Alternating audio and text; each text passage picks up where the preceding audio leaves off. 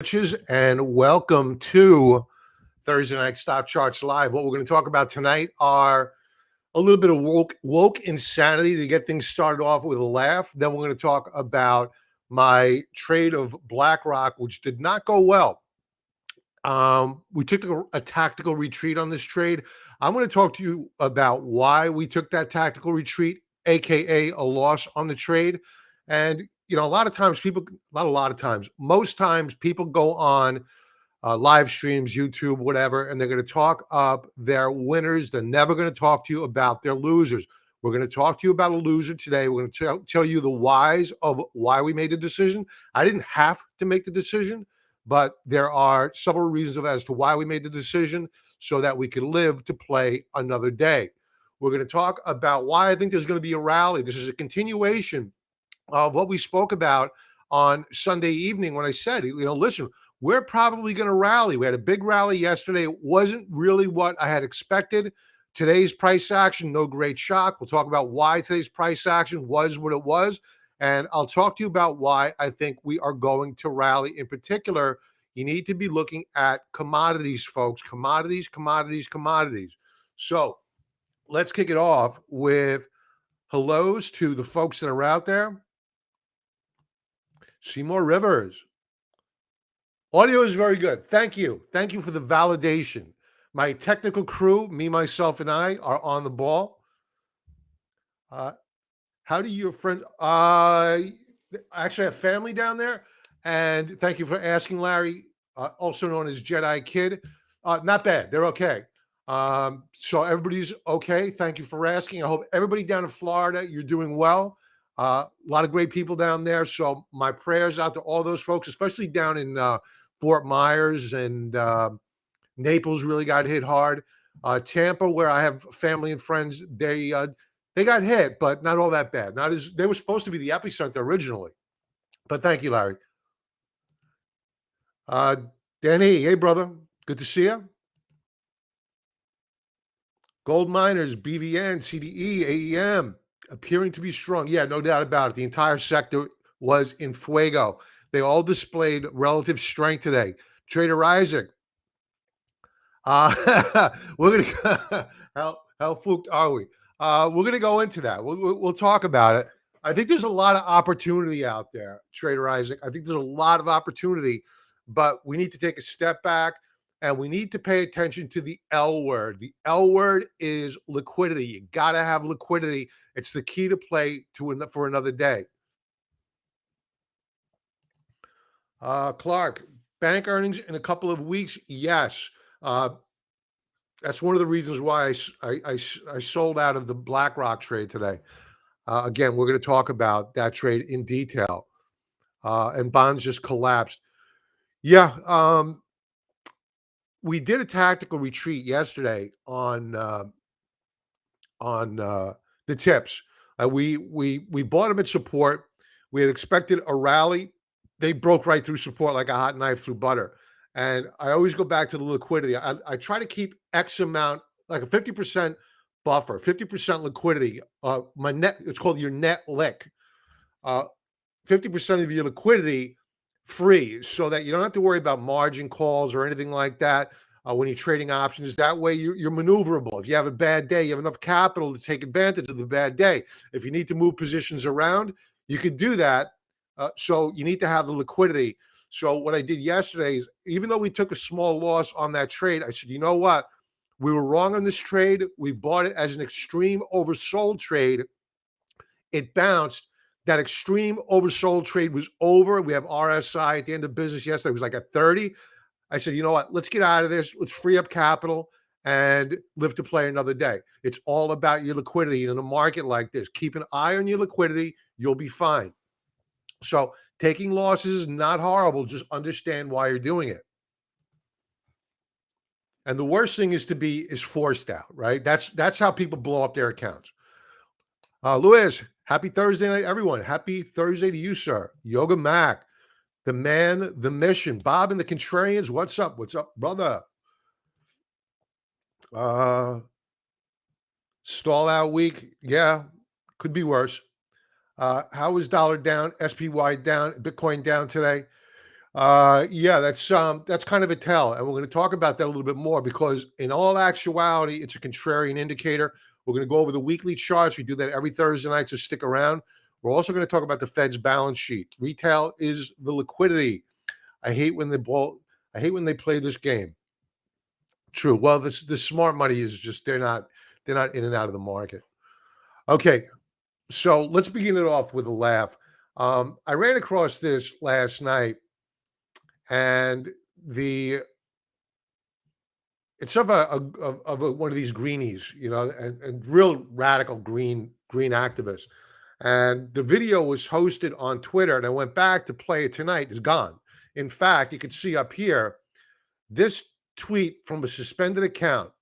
So they got rid of it no longer exists on Twitter, banned. So I went on over to Truth Social, and I figure I would undermine the powers that be, the thought police. Let's get a good laugh about this, and hopefully you can hear it properly. I will share system audio because I am boom. Let's play this. Let me turn up my volume. Again, this is a greenie being interviewed, and hypocrisy. They could not keep this video up. They had to take this down. And the mother's freaking out today about how the interviewer bullied her daughter. Big headline.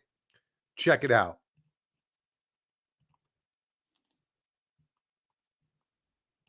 For example. So we would have to apply to have like approved events to be able to fly for. Well, that's one thing that you could look at doing. Am I allowed to go to Fiji? Is that necessary? In the current climate crisis, I don't think that that's necessary. When was the last time you were on a plane? I'm not sure. Maybe a few months ago, to be honest. Where'd you go? Fiji. Izzy! Izzy! Don't you care about the climate, Izzy? Of course I care about the climate. Not enough. You went to... you went to Fiji. Izzy, come on, mate. Are you serious? Are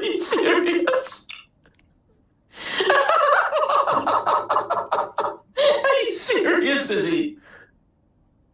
No, it's pretty ironic. It is pretty ironic, but to be honest, it's not really a trip that I wanted to go on, but I can't really get out of it. Why'd you go? Why'd you go? My parents wanted to go. Izzy! I didn't want to go. How are you embarrassed that your parents did that to the planet and then forced you to do it as well? Of course I'm not embarrassed. Did you have a terrible time? Not really. I didn't have I'm sorry, mate. Listen, you're such a champion. I think you've got a brilliant future ahead of you. And are you doing another strike soon? Yeah, well, we'll look to. Good. I will talk to you again when I get you back on the show. Okay. Let me share this out. Let me do my best to crap on I don't use Truth Social that much. Here, I'm going to just take this and I'll share it out. I thought that was hilarious.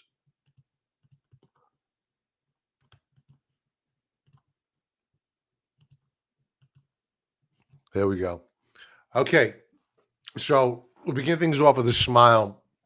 Let's talk about the whys behind why the market could not capitalize on yesterday's move. So it all comes down to this, bad news is good news in the stock market, as sick and perverse as it is. So you had a lot of economic data that came out yesterday, today. It wasn't horrible. It was as expected, and it wasn't good. These are really low expectations. The problem is that we did not come in below those expectations. We met expectations. What the market was looking for was a blowout number on, say, let's pull it up. And this would have really got the market going with Powell's plan not working. Initial jobless claims plunged to 5-month lows. If this would have been the opposite, if the headline would have been initial jobless claims surge to 5-month highs, that would have had the market rally.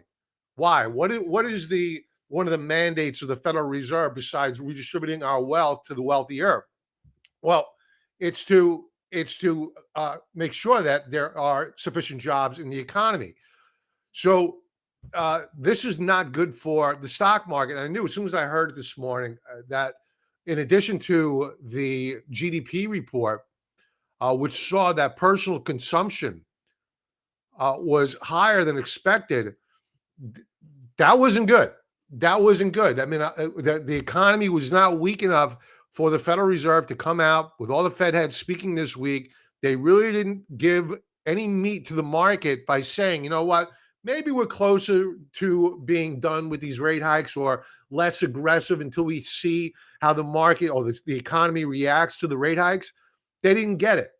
So the technicals of the market were good yesterday, but they weren't enough. They weren't enough to hold back the sentiment of what traders perceive to be a news that is going to be meat to the Federal Reserve and cause them to be aggressive on rate hikes. So I have another piece of data. I'm going to come out with that in a little while, but that's going to be that data is more bullish on the market. So I'm going to save that for a moment. So that's one of the reasons why. These are the two of the reasons why that the markets fell apart today. I mean, right out of the gate, they were down. So no real upticks today. So a little bit of buying into the close, not too much.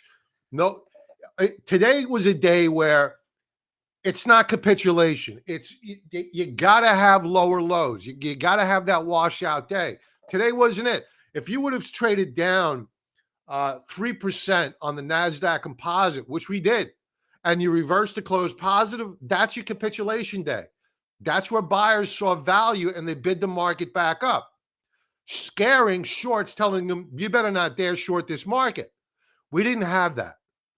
So yesterday was an anomaly. I'm surprised we didn't break to below the June lows as we did on the Dow Jones Industrials. Yesterday, we didn't.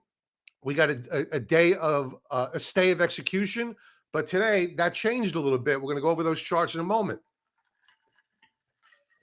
But before we do that, before we go into the weekly charts, let's talk about the trade on BlackRock. And again, for those folks just joining in, this is not a money man. We made money by rolling down calls, but net the trade was a loss. I'll explain. So the trade is that we opened up initially a naked call option. That's a bet the stock was going to go down, and it did. The game plan, though, is that when we saw a bottom or a potential reversal bar, we would put on a put side of that trade, and that would create a strangle, putting us in a neutral position. And we did that. I'm going to go over the chart in a moment. So that was a trade, options trade. That's all you need to know. I'll explain as we go along. I don't want to confuse people. So for those not familiar with BlackRock, BlackRock's a huge bank. Larry Fink, the CEO, a commie of all commies, part of the World Economic Forum. I trade the stock because A, it's volatile, as you can see here by beta. Beta being a measure of volatility, 1.24. Any read above 1 is a measure of volatility that is high. Larry Fink, I like to make money off of Larry Fink because he's a communist. So I feel good about that.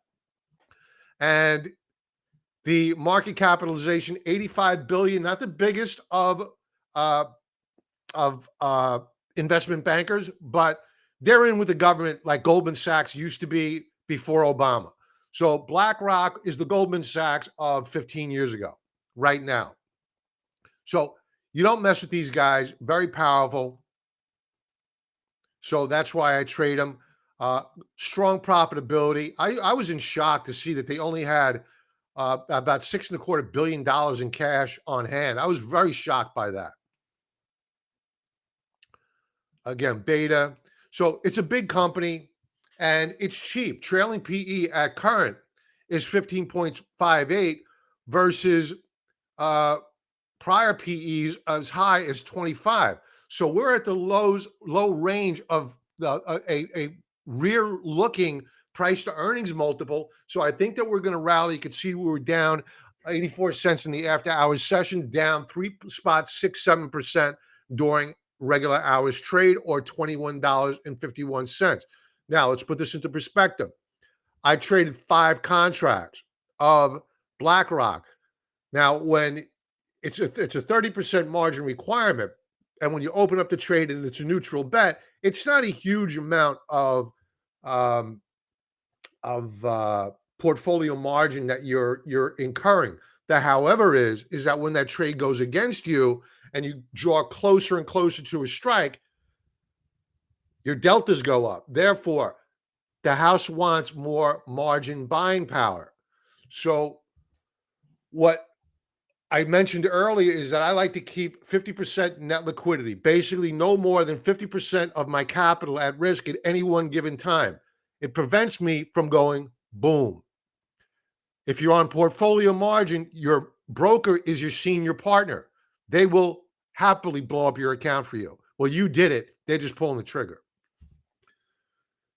So the pullback today by over 3.5% on BlackRock was significant because my put side strike was at 560, bringing my deltas up to around 40, 45.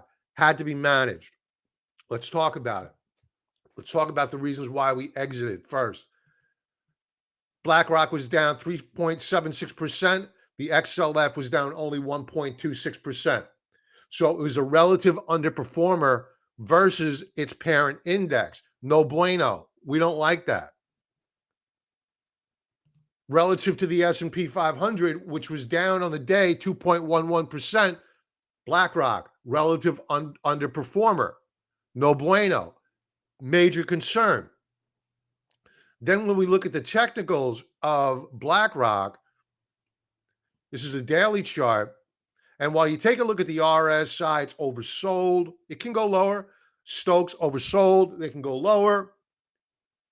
Here's the problem, though. Here's where we opened up the trade. Right back here with our naked call. It dropped down. Then we opened up a put here on this reversal bar. This failed. And then within a period of only several trading days, this stock fell 15%. That's a huge move for a stock, a bank, a financial. That's a huge move in a short period of time. And it's a move that you rarely see, but it happens. And you got to put your big boy pants on. You got to say, okay, when do I manage this thing? When do I take action? What kind of action do I have at my disposal? What tools can I use? Now, I could have rolled out of the trade into the next month. That still wouldn't alleviated the amount of margin requirement I would have had to have put up. So it really didn't help my net liquidity position. That's still a problem. I would not have been able to sleep. What if there was a binary event tomorrow? What if maybe there's a reason why BlackRock is underperforming its benchmark index? What if that gets to be known tomorrow?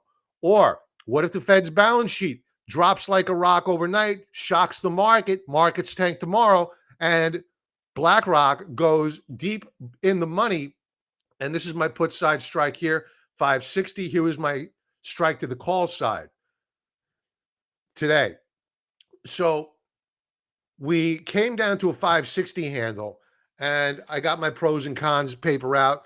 And I said, okay, your net liquidity is under pressure. You got to take action here. It was overweight as a percentage of my portfolio.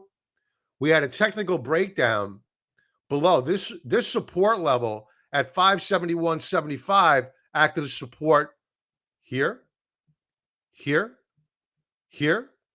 Today, breach. And we closed there.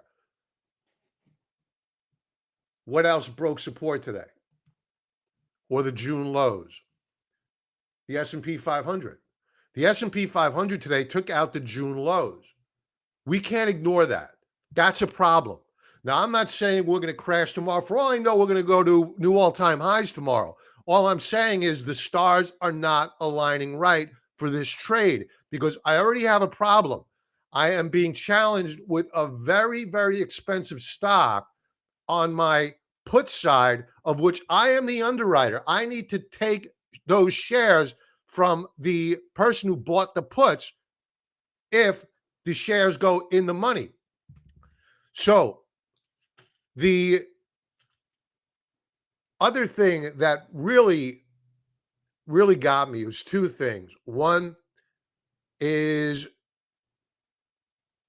earnings. Earnings are coming up on the 13th of October. So the question I have to ask myself is, if this stock is trading down below 560 on earnings, and it's a relative underperformer relative to the S&P 500 and the financials, the XLF, are you going to feel comfortable, or are you going to feel very, very sick being the gambler holding this stock into earnings? Sometimes the questions answer themselves. So for me to have carried this position, bringing my net liquidity down below 50% into earnings and being overweight, the question again answers itself. I had to get out. So what's the upside here? I'm bullish, believe it or not, but not at this price. I think BlackRock's going to go lower. Now, don't get me wrong. I'm fully aware of the irony of me being live right now and me coming out and going through this what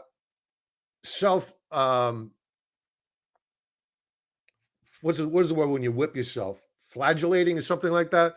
Flogging, something like that. This self-imposed flogging, and this stock will probably rip up tomorrow morning and it'll never look back, and I'll look like the biggest P word in the face of the earth. That being said, what if I'm right? What if I'm right? What's the shot here? What's the play? Well, the final reason why I got out of this trade is I brought up TrendSpider. And this is not a pitch. 35% discount code below. If you like it, it's not a pitch, it's fact.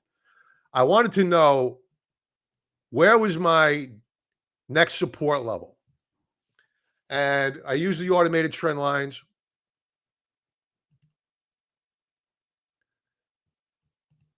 And so I put him back on. We had broken monthly support. We already knew that. No great shock. But then I took a look at this. It was late in the day. The probability of BlackRock coming back off a 3.5% loss was very improbable. And sure enough, it only bounced back a couple of points. So the probability of BlackRock making new lower lows is highly probable. So what's the next stop for BlackRock? Well, the next stop is down here at around 547. That is 17 points below where we closed today. So if I thought that my net liquidity was under pressure this afternoon, think about what it would have looked like 17 points lower on a stock that's trading over $550 per share. Way too much risk, not enough reward, and it would have been reckless to have rode this down. So that's the reason why I chose to take the loss. So why am I here kind of giddy about BlackRock? Why am I saying, okay, I'm bullish? Well, I know exactly what I'm going to do here. I know that if they sell this stock off, especially if, God forbid, they throw the baby out with the bathwater and they overshoot 547 going down to 530. Well, hell, because I unloaded this position today, I got all this capital that I could work with. So rather than selling premium, which I could do, I would sell naked puts. I could also take a very directional bet and I could buy a bull call spread, use a lot less buying power, and enjoy the rally up higher off of support, because I do believe that there's going to be a rally very soon. So why didn't I just roll down this 660 strike to a significantly lower strike around 535? I could have done that. There's only one problem, actually a multiple of problems. Earnings coming up, that would have been way too close to the money. But I also did the math. I posted this in the members area earlier. The average bear market rally on BlackRock has been around, it was around 33% here, but on average 25%. So you take your crayon out and you say, okay, where is a 25% rally? Well, 25% rally would have taken me above where my call was today. So if I would have rolled down this trade down to a 535 strike price, I would have alleviated some of the pressure on the position. My pressure on the net liquidity of the portfolio would not have been resolved. That would have still been an issue. But I would have also put my head in the noose, because if we would rally here, which I think we're going to, I just walked into the tiger's den. Because if we rally, they're going to rip my head off on that rally because I rolled down my calls. What's a boy to do? You get out. So the way I would trade this, because I do like RSI, I do believe that it's going lower. I like the Stokes. They're flatlining. They could continue to remain flat as the shares move lower. What I want to do here is I want to create my alert. And I want to know if and when we're in the neighborhood. We'll keep a little bit of sensitivity on.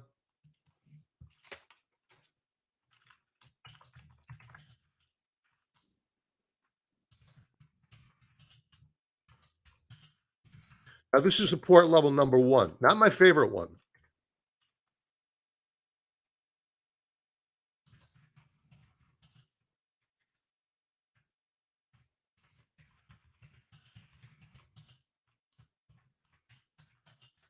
Just a note to myself. Ideally, what we get here is a real red morning, and they take this thing to the woodshed, and they bring it down to a 25 price. And we'll keep more sensitivity down there, because that would be very, very attractive to get these shares down at that level. It's going to be highly unlikely that they get there, but in this kind of a market, you can't rule it out.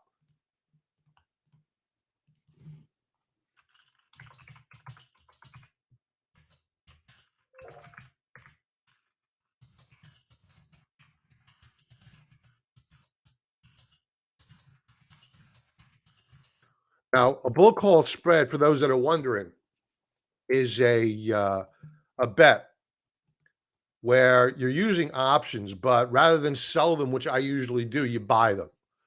And you buy, it's called I kind of cheat on this, but I call it a 70-30 delta spread. So I buy a 70 delta, deep in the money call option, and then I simultaneously sell, same expiration date, a 30 delta, same expiration date, out of the money. That helps finance the trade. So I help alleviate, I offset some risk. That's pretty much what it does. I limit my upside, but I offset my risk. Risk management is everything. So that's the game plan here. So we're looking for a capitulation sell-off on BlackRock. We'll be looking to get long of the shares. And the good part about this is that I will get the shares at a better risk-reward ratio, and I'll use less buying power by putting the trade back on, and I could quite possibly make more money than I lost today. So that's the game plan, BlackRock. 14-day free trial off if you want to sign up and trade along with us. I post all these trades. Let's take some comments. Yoga Mac, all those guys have strong connections with back. Oh, yeah. Oh, BlackRock, I think, owns a good portion of XRP. Yeah. That's why you can't buy here in the States. The time seems right for a Black Swan event. We're going to talk about that in a moment. I don't disagree with you. There is an accumulation volume. There is an accumulation volume on BLK. If you want to share a chart on that, I'll be more than happy to share it with the group. As you can see here on the daily chart, the volume bar to the downside was just above average. So you did see some distribution there. All right, let's move on. Let's talk about a short covering rally, a bear market rally here. One of my trading heroes is Paul Tudor Jones, and he tried to predict. He was short the 1987 stock market crash, and what he used was Elliott wave theory. And basically, I'll save you the ABC patterns and all that whatnot. I never got into that per se. This is what more resonates with me is when you, and this is what he did in the movie Trader. It was a documentary that included him and his partner at the time. And what you're looking at here, I hope you can zoom in on this. I can't make it bigger. I wish I could. Oh, I can. Here we go. There we go. Hope that helps. So what you're looking at here is a 2008 analogy. I went over this with members the other night, but I thought it was worth revisiting. And in black is our current bear market, and blue is the 2008 financial crisis. So as you can see, the overlay here, while it's off by a couple of weeks here and there, you could see that they're pretty goddamn correlated. It's just a matter of being off a couple of weeks. So here we are now relative to the 2008 cycle. We'll call it a cycle because now it's repeating itself. I'm suspecting that we are going to get, because right now we are at very, very oversold levels on the SPX. Almost historic.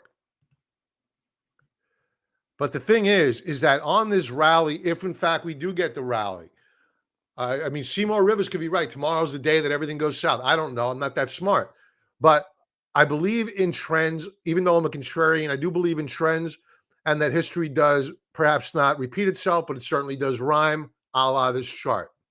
So if in fact we do get this bear market rally and we get a 10, 15% rally in the market, we want to be long of it. We want to be a part of it.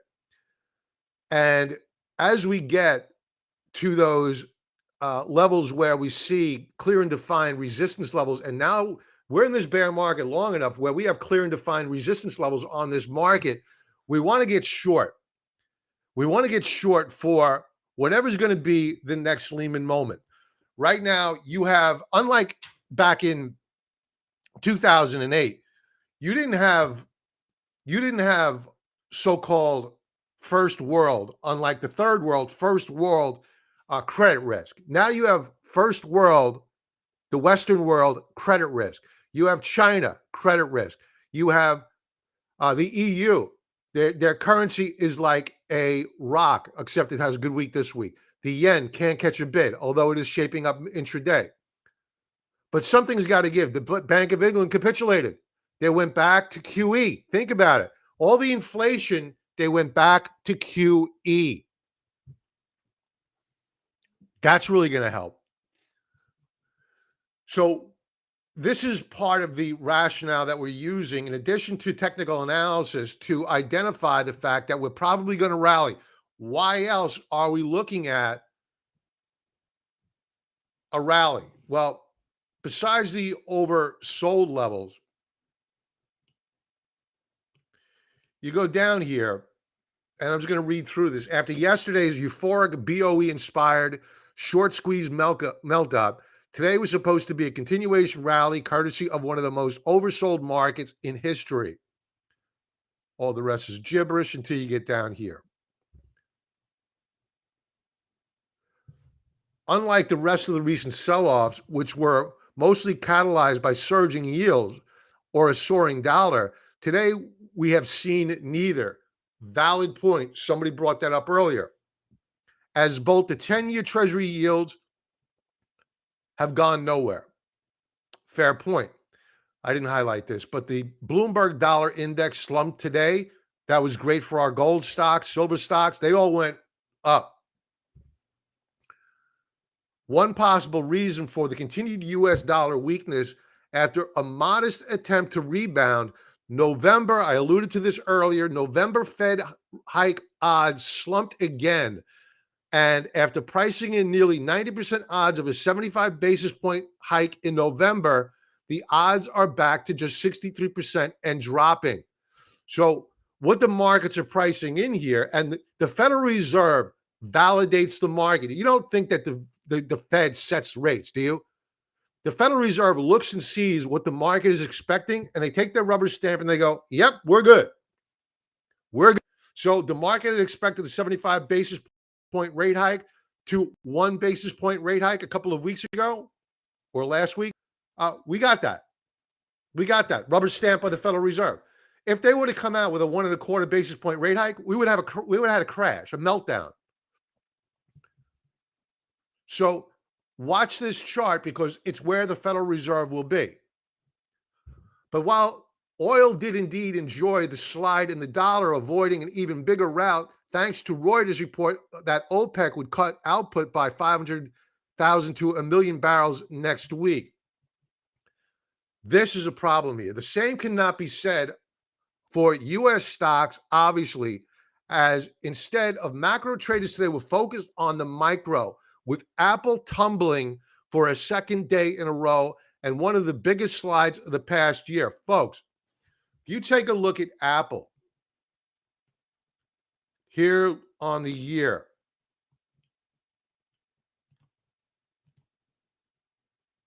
S&P 500 is down 23.62%.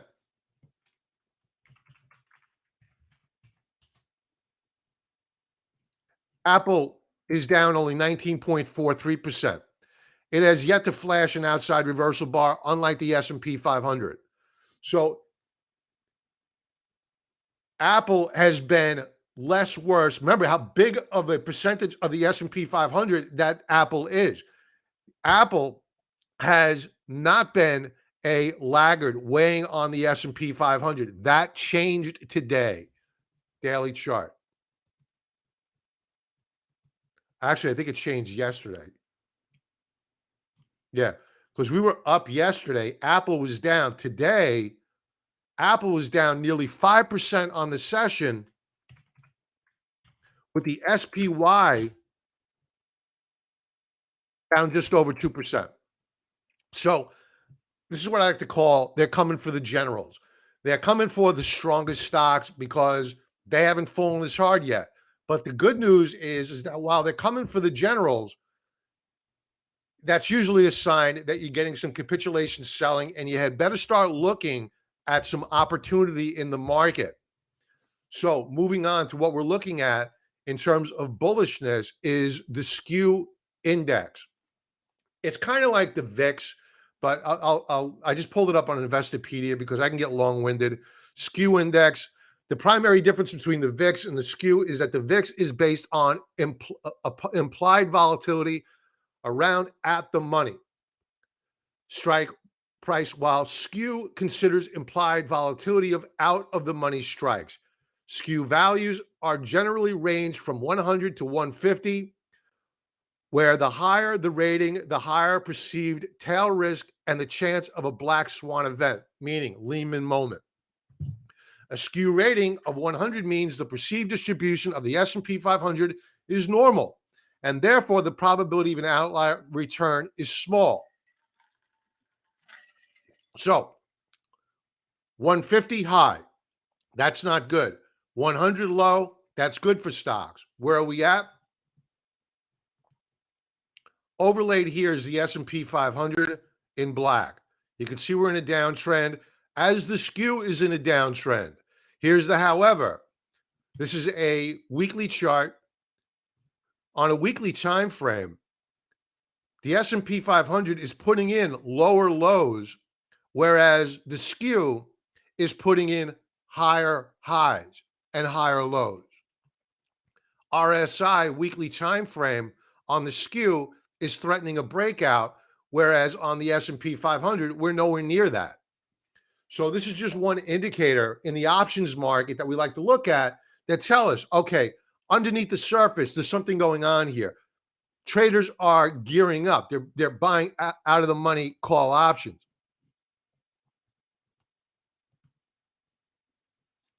Bull versus bear index. I spoke about this on Sunday night.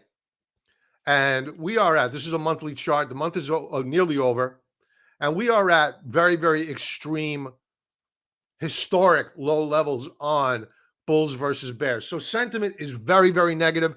That's when you really want to go buying stocks and expect that short covering rally. It may not last long, 10, 15%, but it's going to be a ruthless, ruthless rally to the upside.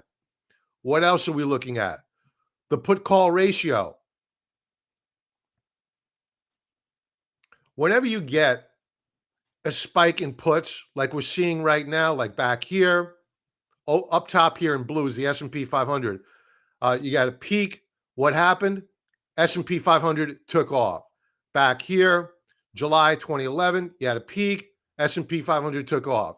Back here, in July 2002, S&P 500 took off. Back here, 1995, S&P 500 took off. So on and so forth. You get the gist here. So lots of puts being purchased. Generally, when you get them at extreme levels, that's a sign that you have way too many late to the game amateur put buyers that are out there, and they're about to get their face ripped off. Now, what could cause that final push down in the market? I think that this could do it, along with MU, who reported after hours, and their shares were getting hammered the last time I looked. They may have recovered by now, but we'll take a look in a moment. But this is the Federal Reserve's balance sheet, and the Federal Reserve's balance sheet has really begun to accelerate to the downside, folks. So over the past month or so, we're down over $100 billion on the Fed's balance sheet. Now, I've been critical of them taking these baby steps, but it looks as though they're beginning to ramp things up some. And this may not get well received by the market. In fact, I want to go take a look at the futures action. Maybe they haven't priced it in yet after being down so much today. Maybe it was priced in today's price action.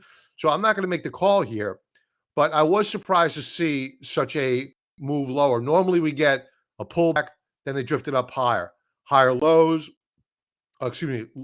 lower highs, lower lows. But today we got another lower low sequentially. That's not the norm. So let's check back with the futures action. The dollar's taking it on the chin big time in the after hours session. VIX is going nowhere fast. Yields are inching up a little bit. So not much reaction, with the E-minis about flat with a bias to the upside. Let's take a quick peek at MU.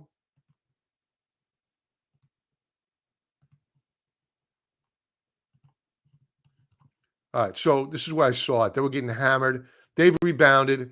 So it looks as though the bad news on MU has been priced in. So this is fairly bullish price action on MU, despite the fact that we're down slightly in the after hours session.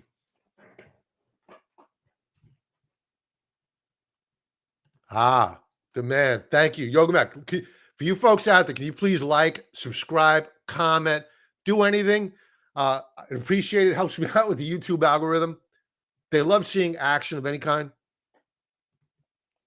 Better chance we rally on Monday morning, flush, or Tuesday reversal day.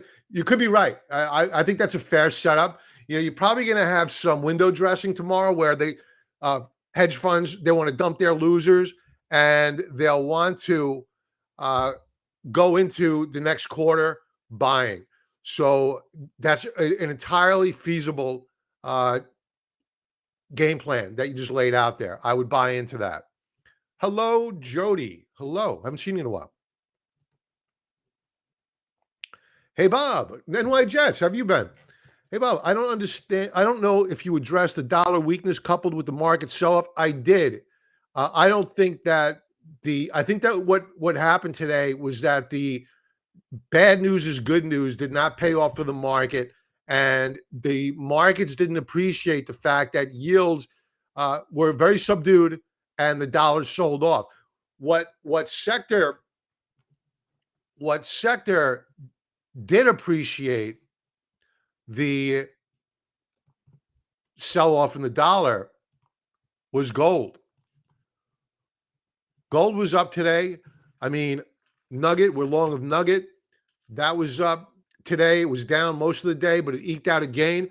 I mean, it was up over 3/4 of a basis point, which on the face of it is not huge, but when you juxtapose it to the relative performance of the S&P 500, that's a huge outperformance versus the S&P 500.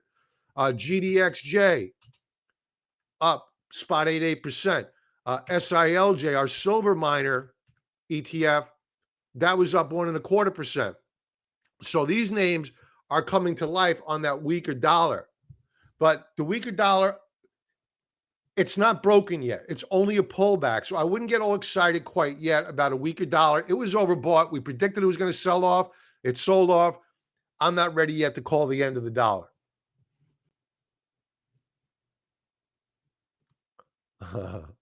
Okay, Jody, how may I help you? Thank you for raising your hand. Seymour Rivers, thank you for being a gentleman and pointing out that Jody had raised her hand. We're a very civilized bunch here. You got it in my jets.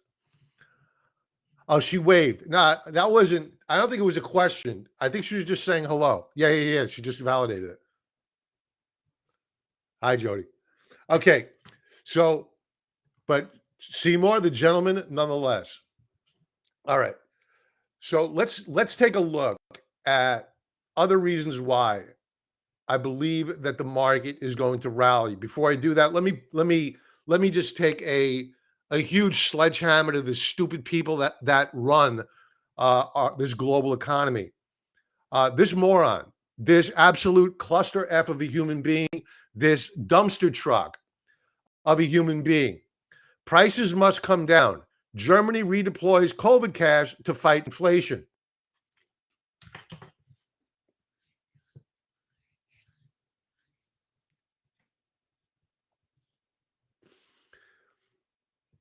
Would somebody tap this moron on the shoulder and tell him the exact reason why we're in this predicament is because of COVID cash? Take the money, put it back in the treasury, and shut the F up. Then we get this. I don't know what this is. I can't put words to it. Janet Yellen is disturbingly serious about tax hikes. Okay. Here we are. The federal government has redefined the word recession. We don't buy that here. The media will buy that propaganda and run with it and say we're not in a recession because the government said we're not in one. We've had 2 back-to-back quarters of recessions. We have 3. We are in full-blown recession. We have the most aggressive Fed hiking in all of history. We have economic data, which is horrible. It didn't come in less worse today. That's why the stock market sold off, but it was horrible economic data. This dumpster truck of a human being wants to raise taxes. Not on the rich, of course, because that can't happen because they're getting paid in capital gains.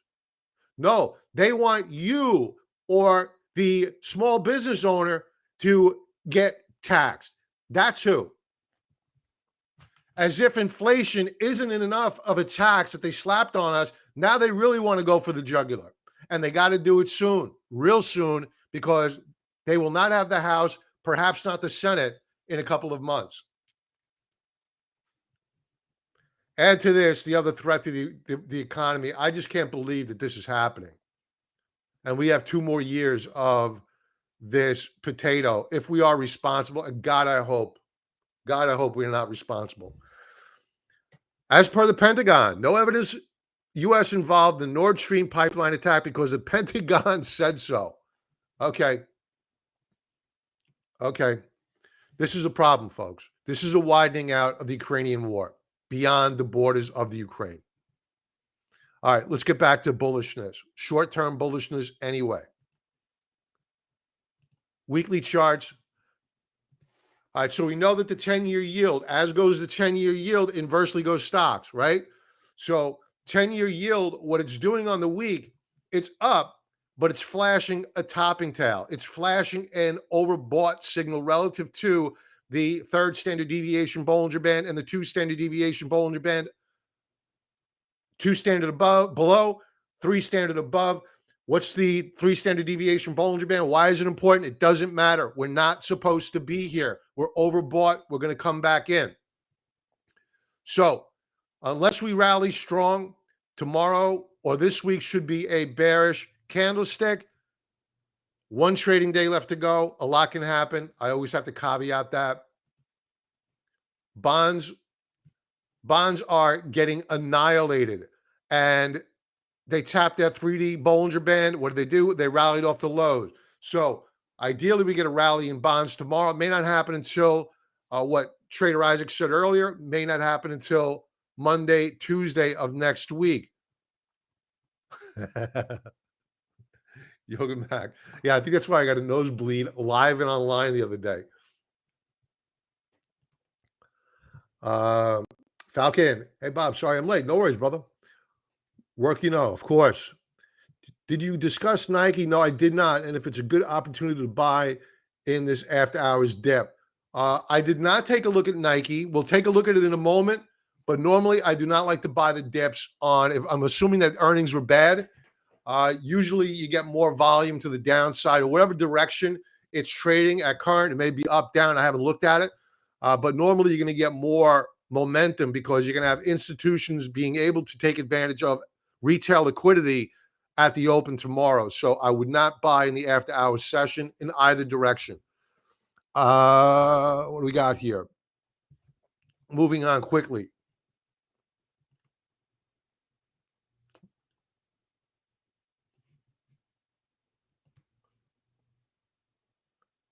The tips. I was long. I took a loss on this yesterday. I mentioned it. Go back if you want to hear on the replay of why we did that. Tactical retreat, and I'm glad we did because we'd be deeper underwater today than we were yesterday.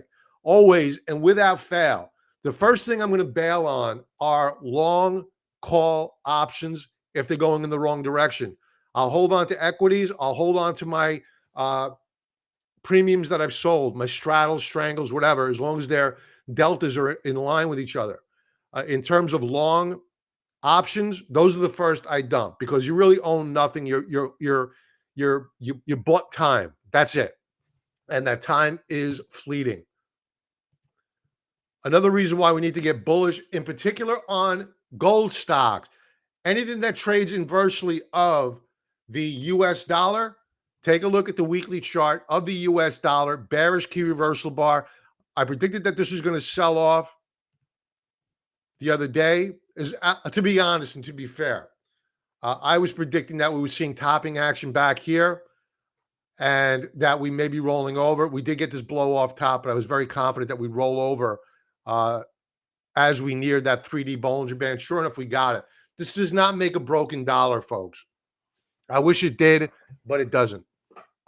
Now, why do I think that we may get a continuation move lower on the dollar? Look no further than the euro. The euro bullish key reversal bar on the week, the exact inverse of the dollar.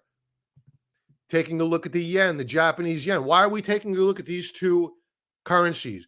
They are the two largest currencies relative to the dollar in the Dixie basket.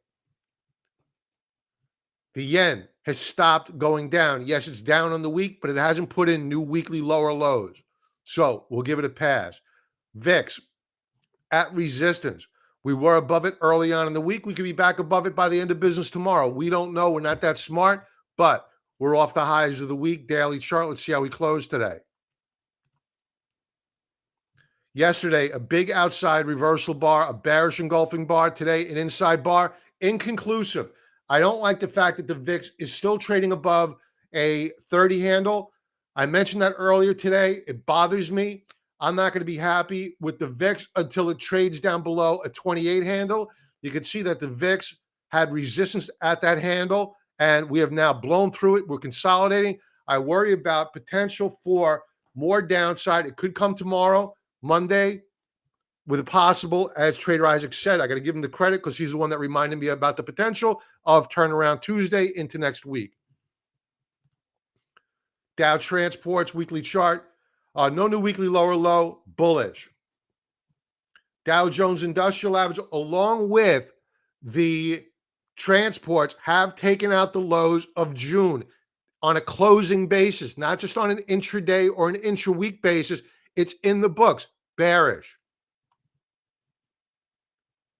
The S&P 500 weekly chart, we have what was the low of the day, 359.70. What was the low back in June, 360.69. So on an intra-week basis, we have taken out the lows of June. We rallied back. They defended it. There's a problem here. We are slightly below resistance at 362.79. If we close down below it, very good chance we break the June lows on a closing basis. Triple Qs.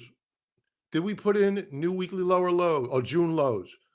Lows of the week, 268.84. No, we have not taken out the lows of June yet. I say yet because the semis, I believe, have. The banks holding support. BlackRock, total underperformer relative to the benchmark. Technology. We are poised. One trading day left to go. A lot can happen here, but we are poised to close below the June lows on technology.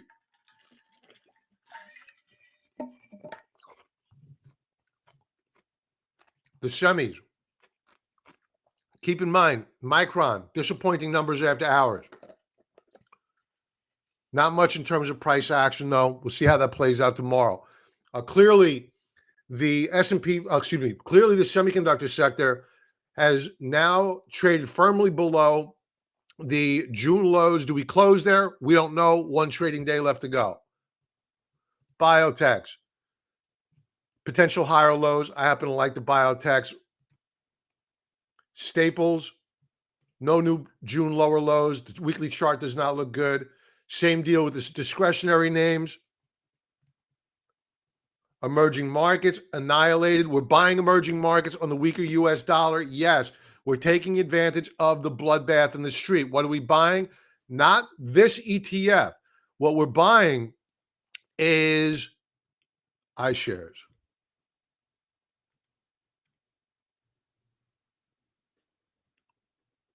This one. This is the iShares emerging markets ex-China. I don't want any mainland China stocks. We began buying a couple of weeks ago. We added more yesterday. We're probably going to be adding more here very, very soon. Why? Emerging markets trade inversely of the U.S. dollar. The U.S. dollar is showing signs of topping action. We want to be buyers of emerging markets. Gold. Gold, bullish key reversal bar. We're stuck at weekly resistance. Let me update this, make sure it's reflected. Yeah, okay, this is accurate. Sometimes it takes them a while to update. So we are at resistance. We bought physical gold. We took delivery this week. I don't know if Talon's on. He shared his gold coins. So our membership is buying physical gold. The gold mining stocks, we kind of touched upon this. Relative outperformers on the week. Why? Yields coming in or off the highs of the week. Dollar bearish reversal bar. That is like rocket fuel to the gold mining stocks, silver mining stocks, oil, unfortunately. Nugget, more gold mining stocks, of which we are long. Bullish key reversal bar, up over 10% on the week there. Silver, down slightly on the week. However, potential higher lows, and we're off the lows of the week. Our silver mining stocks were up 7% on the week. Woo! Okay. I need some water, and we're going to do some chart requests. 7:04. We'll take a couple of chart requests and go to the members area. I can't believe I went this long tonight. We'll do a couple of charts. I got to log off. We sign in.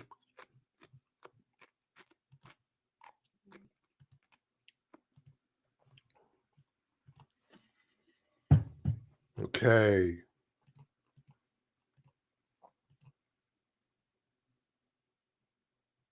Well, let's go to see what we got here. Google. Folks, we're going to be using TrendSpider for automated technical analysis. 35% discount code below. If you're not using them, you're trading without an arrow in your quiver. Google. Oh, and we wanted to go over Nike after hours too. Google, an interesting day today. Very good day today. Let's take a step back here. Weekly view. Ah, I see why. All right, so this is a weekly chart. Google, we hit support today and we reversed off of it. Google's looking good. Daily view. Oh, I didn't see this bar. It's still looking good though. How much were we down today? We were down less than the Qs and the overall market, so it wasn't leading the charge lower. We'll keep an eye on Google. I think that what we're doing here on Google is we're putting in higher lows on RSI. Stokes beginning to hook up. I like Google here.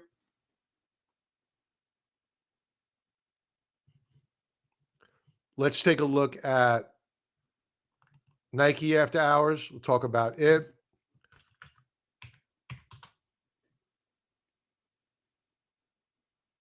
What was the anticipated move here? $7 anticipated move by the market makers. Oh, man. So it traded outside the market maker anticipated move. It's still a money maker for options traders because they should have gone at least double the anticipated market maker move. I wouldn't buy it here because the only reason why it's not going lower right now is because a couple of reasons. One, it got oversold. You got a little bit of a bounce. Two, if you're a hedge fund, if you're a mutual fund, you want to sell Nike, you're not going to be able to do it in the after hours session because you'll kill the stock. The bid ask is way too wide. So you'll kill the stock. So you're better off waiting till tomorrow, wait for a counter trend rally, and just keep selling every single tick higher.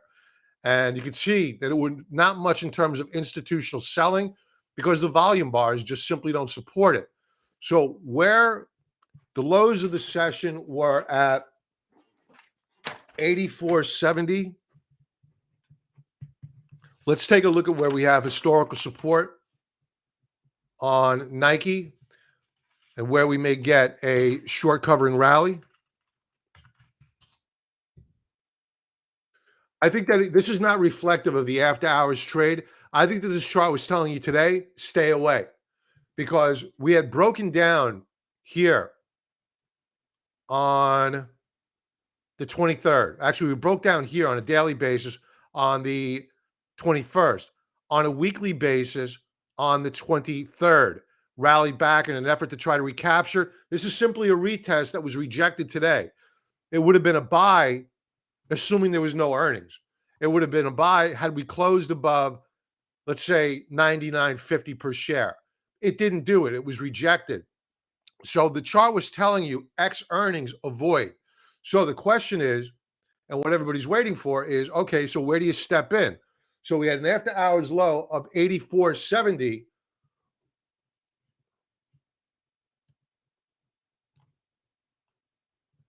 We already pierced multiple support levels. Let's go to the weekly chart.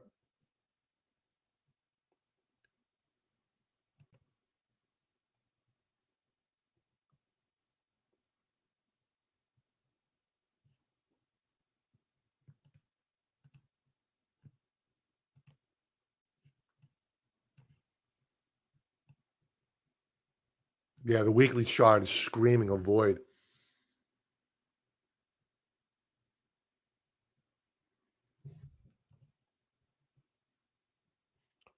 We pierced the support level. We bounced off of it at around 86.33. I would not be a buyer of this stock tomorrow. I don't care if it hits these support levels or not.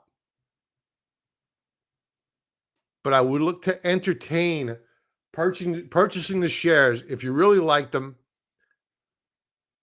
I would check valuations on a current basis relative to where we closed out the session. If we're equal to or higher, I would avoid.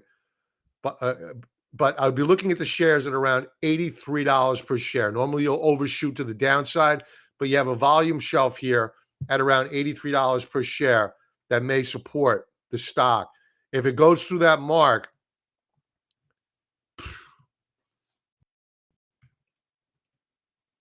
I mean,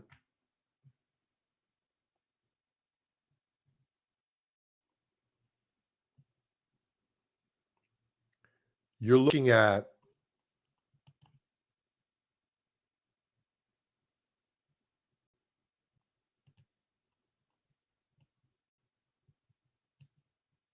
$76 a share. And in this market environment, it may seem crazy to get there. It's not. The impossible happens, especially to the downside in a bear market. So there's no rush, right? Even if you have a counter trend bear market rally, Nike may not participate because it just had earnings. Obviously, the street doesn't like it. So that's not a reason to become an investor. I would look, if you're going to trade a bear market rally, trade a stock that's either A, had earnings that were okay to bullish, or B, just trade the index, trade an ETF, and stay away from the headline risk of an individual stock. So that's my take. Folks, thank you for being here. It's my complete and utter pleasure to be here. If I could ask you to smash the like button, subscribe, I would very much appreciate it. Falcon, you're very, very welcome. Talon, great to have you, pal. Everybody, have an awesome night. Have a profitable trading day tomorrow and a great weekend. Be well.